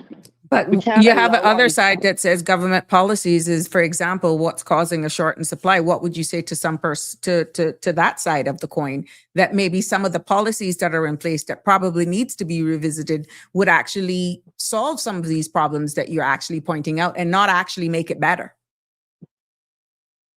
Well, there's good and bad in everything. And if we keep looking at it, that we're going to make people have to beg, basically, sometimes for help, or we're either going to look at it to try to fix, can this person still really work or can they not work? And what can they do? And then you have the ones that are we're in the system. And we don't have anything to take care of ourselves. Yeah. You're totally dependent on the system. Because of partly of them. I have the email. I'm afraid to say, people need sometimes to be embarrassed. I keep telling people, what if it was you? What would you do? The caller, we're at 6:59. I'm so sorry that we have to cut this. We have to, the government has to do something to address it. And the people that are in the system, they're the ones they need to start speaking to learn what has happened in the past and what can no longer happen, because no one knows their circumstances in life at any point in time. And, you know, sometimes the truth has to come out. As hurtful as it might sound, I'm not being vindictive to anyone, because I could be you tomorrow. Caller, I gotta end you. I gotta end you. Time. We got time. Thank you so much. Thank you. Thank you so much. There we go, ladies and gentlemen. Bye-bye. Ladies and gentlemen, we have come to another end of today's episode of Sabrina Speaks. It just keeps getting longer, and it looks as though you guys are tuning in, just steaming up when we're almost at 7 o'clock. But I totally get it. I appreciate you no matter what time you join us. Tomorrow is another interesting day. We will definitely have another episode of Sabrina Speaks that, let's hope, is just as engaging as this one and also thought-provoking. You got to keep it locked on this space to find out what that's all about. But you are the center. You are the foundation of who we are. I want to thank you for your continued support, for your continuing to show up here for us every evening. And until tomorrow, please do be safe on the roads. As usual, love you lots. Take care and have a good evening. God bless. That's a wrap for today's edition of Sabrina Speaks. Thank you for tuning in and for being part of the conversation. Remember, the dialogue doesn't stop here. Stay engaged, stay informed, and most importantly, stay empowered. We'll be back tomorrow at 5 p.m., same time, same place, right here on CMR TV and radio, where your voice matters and your truth is heard. Until then, Cayman, take care of yourself and each other. That's it for today's edition of Sabrina Speaks, where your voice matters, your story counts, and your truth is always welcome. Join us weekdays from 5 until 6:30 p.m. right here on CMR TV as we dive into the topics that matter most to you. Catch the show live or on demand at cmrtv.com. And don't forget to follow us on Facebook, YouTube, and Instagram so you never miss a moment. Until next time, stay informed, stay engaged, and always speak your truth.